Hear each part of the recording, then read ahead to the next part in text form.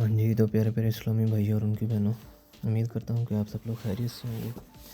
तो आज की वीडियो में हम बात करेंगे कि वीज़ा का प्रोटेक्ट कैसे करवाते हैं, वीज़ा प्रोटेक्ट करवाना क्यों ज़रूरी है, और वीज़ा अगर आप ख़ुद प्रोटेक्ट करवाते हैं तो उसका क्या तरीक़ेकार है, अगर आपको एजेंट करवा के दे रहा है तो उसका क्या तरीक़ेकार है। वीडियो में आप साथ बने रहिएगा आखिर तक। इंशाल्लाह पूरी कंप्लीट डिटेल मैं आपके साथ शेयर करूँगा और साथ साथ आपको इंशाल्लाह दफ्तर भी विज़िट करवाऊँगा, ऑफ़िस भी लेके चलूँगा कि किस जगह पर प्रोटेक्टर ऑफ़िस है, किस तरह आपने प्रोटेक्ट करवाना है जाके। तो चलिए शुरू करते हैं।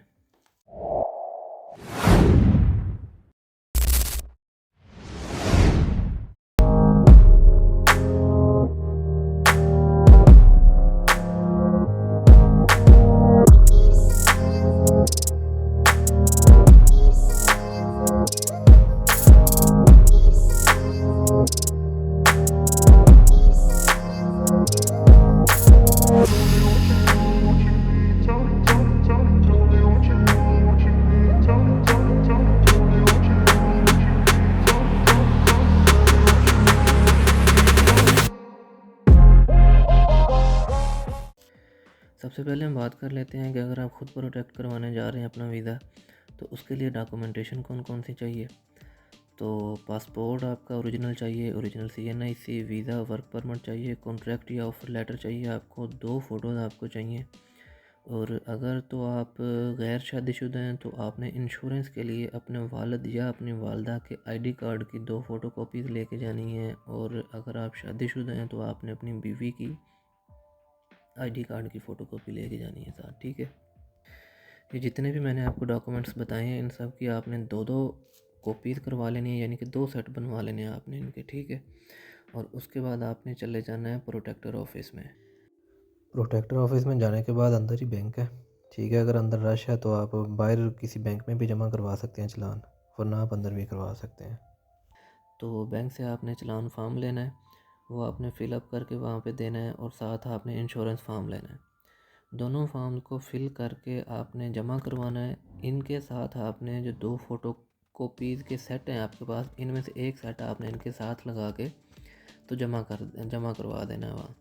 उसके बाद साथ ही आपने फ़ीस पे करनी है। फ़ीस पे करने के बाद आपको इंश्योरेंस वाले स्लिप देंगे। अभी एक जो स्लिप है वो आपको इंश्योरेंस वाले काउंटर से मिलेगी और एक स्लिप जो है वो आपको बैंक के चालान जो आपने पे किया है उस काउंटर से मिलेगी। दोनों स्लिपें आपने लेनी है। स्लिपें आपने जो 2 फ़ोटोकॉपीज़ के सेट हैं आपके पास, एक आपने पहले लगा दिया, अभी एक जो सेट बाकी है आपके पास वो आपने दोनों स्लिपों के साथ अटैच करना है उस सेट को। उसके बाद आपने अपने तमाम डॉक्यूमेंट्स और ओरिजिनल पासपोर्ट लेके बायोमेट्रिक करवाने चले जाना है। तो 9,200 रुपया फ़ीस है इसकी अपना प्रोटेक्टर की, वो आपने जमा करवानी है। उसके बाद आपने चले जाना है प्रोटेक्टर के काउंटर में, जहाँ पे आपके दोबारा से फिंगर होंगे प्रोटेक्टर के। आपका प्रोसीजर जो है वो डॉक्यूमेंटेशन का कंप्लीट हो गया। अभी आपने वेट करना है विद इन 2 to 3 आवर्स, 2 से 3 घंटों में जो है वो आपको फार्म के ऊपर स्टैम्प और साइन करके दे दें कि जी आपका ये प्रोटेक्ट हो गया। तो अभी हम चलते हैं अपने मेन व्लॉग की तरफ, अपने सफ़र का एक्सपीरियंस भी आपके साथ शेयर करते हैं, तो हमारे साथ रहिएगा जी। तो जी बैग में कुछ ज़रूरी सामान रखने के बाद हम चल पड़े अपनी मंजिल की तरफ। ये अपना शहज़ादा है, शहज़ादे को हमने घर से बाहर निकाला, बैठे इसके ऊपर और सिटी की तरफ चल दिए। अच्छा, जिन लोगों ने एजेंट से वीज़ा लिया होता है उनको सिर्फ कॉन्ट्रैक्ट लेटर चाहिए होता है, वो भी आपको एजेंट ही सेंड करता है। तो जैसे ही वो आपको कहे कि जी आप अपने प्रोटेक्टर के फिंगर करवा दें, साथ वो आपको मतलब कि कॉन्ट्रैक्ट लेटर की जो है वो तस्वीर सेंड करेगा या PDF सेंड करेगा। अगर वो नहीं सेंड कर रहा तो आपने उसको कह के मंगवा लेना है कि भाईजान मुझे कॉन्ट्रैक्ट लेटर जिसके ऊपर आपकी पूरी इन्फॉर्मेशन लिखी होती है कि कितनी आपकी सैलरी होगी, किस कंपनी में आप काम करेंगे, कितने दिन काम करेंगे, ये सारी डिटेल उसके ऊपर होती है। तो वो आपने उन एजेंट को कहना है कि वो आपको भेज दे। तो वो उसकी आपने फ़ोटोकॉपी करवानी है। मैं भी यहाँ पे फ़ोटोकॉपी करवाने आया था।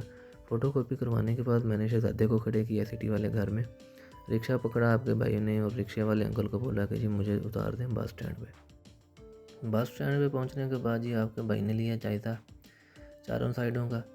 तो गाड़ी एक निकल रही थी मुल्तान के लिए, उसके अंदर बैठ के हमने अपने सफ़र का आगाज़ कर दिया। तो तकरीबन 2 से 3 घंटों के बाद हम मुल्तान पहुंच चुके हुए थे। बिहाड़ी अपना मुल्तान के अंदर आप पूरे पंजाब से किसी भी सिटी से आ रहे हैं तो ये वीडियो देखने के बाद आपको किसी से कुछ भी पूछने की ज़रूरत नहीं पड़ेगी कि कॉन्टैक्ट अपना प्रोटेक्टर ऑफिस किधर है, हम कहाँ से जाएंगे, कौन कौन से डॉक्यूमेंटेशन की ज़रूरत है। ठीक है जी, वीडियो के बाद आपने लास्ट तक देखना है। खैर बिहाड़ी चौक उतरने के बाद आपने किसी रिक्शे वाले के पास नहीं जाना, किसी बाइकिया वाले के पास नहीं जाना, कोई क्रीम नहीं करवानी।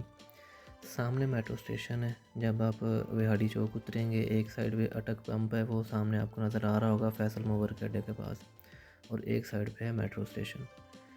खैर यहाँ से तकरीबन 1.5 से 2 मिनट की वॉक है। आप चल के जो है इजीली मेट्रो स्टेशन तक जा सकते हैं, बिहाड़ी चौक वाला जो मेट्रो स्टेशन है। अच्छा, प्रोटेक्टर का मैं थोड़ा सा आपको इन्फॉर्मेशन देता चलूँ। प्रोटेक्टर करवाना वीज़े को इसलिए ज़रूरी है कि खुदा न खास्ता वहाँ पर अगर आपकी डेथ हो जाती है, या मतलब कि आपके साथ कोई भी मसला मसाइल बन जाता है, अगर आप गुमनाम या गुमशुदा हो जाते हैं, तो जितनी भी इन्फॉर्मेशन है वो आपकी सारी information about visa, about you, वो होती है प्रोटेक्टर ऑफिस के पास। तो वहाँ से फिर जो है आपकी इन्फॉर्मेशन लेके तो आपकी हेल्प आउट कर सकती है पाकिस्तानी गवर्नमेंट आपके घर वालों की, आपको ढूंढने में या आपको मतलब के सर्च आउट करने में। तो इसलिए वीज़ा प्रोटेक्ट करवाना ज़रूरी होता है। और जो वीज़ा प्रोटेक्ट के साथ हम इंश्योरेंस करवाते हैं, तो खुदा न खास्ता अगर वही मतलब कि अगर आपको कुछ हो जाता है तो 5 से 10 लाख तक आपके घर वालों को इंश्योरेंस मिलती है। या 5 साल के बाद तकरीबन, हाँ 5 या 6 साल के बाद, 5 साल के बाद सॉरी, आप इसको इंश्योरेंस को रीन्यू भी करवा सकते हैं। तो मकसद सिर्फ यही है वीज़ा प्रोटेक्ट करवाने का, ताकि आप कि कोई ना कोई मसला बन जाए, आपको ढूंढने में मुश्किल ना आए। और दूसरा, जब आप जिस मुल्क में आप वीज़ा, वर्क वीज़ा पर जा रहे हैं, वहाँ पे आपकी जब वेरिफिकेशन हो तो आप प्रोटेक्ट हुआ हो आपका वीज़ा, मतलब कि वहाँ पे फिर आपको कोई मसला या मसाइल पेश ना आए। मकसद सिर्फ यही है वीज़े को प्रोटेक्ट करवाने का। इसके अलावा जिस मुल्क का आपके पास मतलब कि वर्क परमिट है, वहाँ पर जब आप एंटर होने लगते हैं तो वहाँ पर आपको कोई भी मसला या परेशानी पेश ना आए। जब वो आपका वीज़ा चेक करें तो वो बिल्कुल प्रोटेक्ट हुआ हो, आपकी इंश्योरेंस हुई हुई हो। इस बिना पर मतलब कि आपको इजीली एंट्री मिल जाती है और इमिग्रेशन आपको तंग नहीं करती। बस जैसे ही मैं सीढ़ियाँ चढ़ के ऊपर गया और ये सामने लेफ़्ट साइड पे आंटी बैठी हैं, जैसे ही इन्होंने मेरी तरफ देखा तो ये मुझे काटने को दौड़ी कि जी कैमरा बंद करें, यहाँ पर अलाउ नहीं है। खैर मैं अपनी टेंशन में था, बहस के मूड में मैं था नहीं, मैंने कैमरा बंद किया। कैमरा बंद करने के बाद मैंने जी ये टोकन लिया मेट्रो का और वेटिंग एरिया की तरफ चला गया। तकरीबन 1 से 2 मिनट लगे होंगे और हमारी मेट्रो बस जो है वो आ चुकी थी। मेट्रो के अंदर बैठने के बाद, अच्छा मैं यहाँ पे आपको थोड़ा सा क्लियर कर दूँ, बिहाड़ी चौक जब आप आएँगे तो यहाँ से रशीदाबाद है प्रोटेक्टर ऑफिस। रशीदाबाद जाके आपने उतरना होता है। तो एक साइड जाती है 9 नंबर वाली साइड पे मेट्रो, और दूसरी साइड जो है वो जाती है चौक कुमारा वाली साइड पे। आपने वहाँ से पूछना है कि जी चौक कुमारा वाली साइड पे किस साइड पे से मेट्रो जाएगी, लेफ़्ट साइड से जाएगी चौक कुमारा की तरफ या राइट साइड से। तो लेफ़्ट साइड से जाती है बेसिकली चौक कुमारा वाली साइड पे। गाइस आपने जाना है चौक कुमारा वाली साइड से, क्योंकि 9 नंबर वाली साइड से रास्ता थोड़ा सा लेंथी पड़ता है। खैर चौक कुमारा उतरने के बाद जो है सामने आपको फ्लाईओवर ब्रिज नज़र आ जाएगा, उसके पास आपने जाना है। रिक्शाज आपको मिलेंगे, वहाँ पे रिक्शा खड़े होते हैं रशीदाबाद के लिए। तो रिक्शा में बैठने के बाद आज की डेट में जब मैं ये वीडियो रिकॉर्ड कर रहा हूँ, तकरीबन 285-80 रुपये लीटर पेट्रोल था और 30 रुपये सिर्फ किराया। ये सामने रशीदाबाद ब्रिज है, मस्जिद का मीनार भी आपको नज़र आ रहा होगा। यहाँ पे आपने आके उतर जाना है। तो यहाँ पे माशाल्लाह से कोई साइन बोर्ड नहीं है, हमेशा की तरह अफसरान बाला को यहाँ पे इतनी मतलब कि हिम्मत नहीं हुई कि कम से कम एक प्रोटेक्टर ऑफिस का साइन बोर्ड ही लगा दें कि जो बंदे या जो कैंडिडेट्स दूर से आते हैं कम से कम उनको यहाँ पे एक इशारा मिल जाए कि जी इस साइड पे इस गली में है अपना प्रोटेक्टर ऑफिस। खैर ध्यान से आपने भी रोड क्रॉस करना है। रोड क्रॉस करने के बाद ये देखें दोनों तरफ पे मार्बल की दुकानें हैं, ये सामने एक गली है। गली में बिल्कुल आपने तकरीबन 600 या 700 मीटर है, तकरीबन आधा किलोमीटर बनता है। तो तकरीबन 7 से 8 मिनट की वॉक होगी। तो लास्ट पे जाने के बाद लेफ़्ट साइड पे आपने मुड़ना है जब तक ये गली ख़त्म नहीं होती। जैसे ही आप लेफ़्ट साइड पे मुड़ेंगे तो सामने जो है वो आपको प्रोटेक्टर ऑफिस नज़र आ जाएगा। यहाँ से तकरीबन 10 या 9 मिनट लगे होंगे मुझे पैदल चल के आने में प्रोटेक्टर ऑफिस तक इस गली से। तो खैर ये हमारा प्रोटेक्टर ऑफिस आ चुका हुआ था। तो ये इत्तला आम है, आप वीडियो को जो है वो पॉज़ करके आप पढ़ सकते हैं। यहाँ पे मुख्तलिफ़ मतलब की इन्फॉर्मेशन दी हुई है कि कितनी किस चीज़ की फ़ीस है और मोबाइल नंबर वगैरह।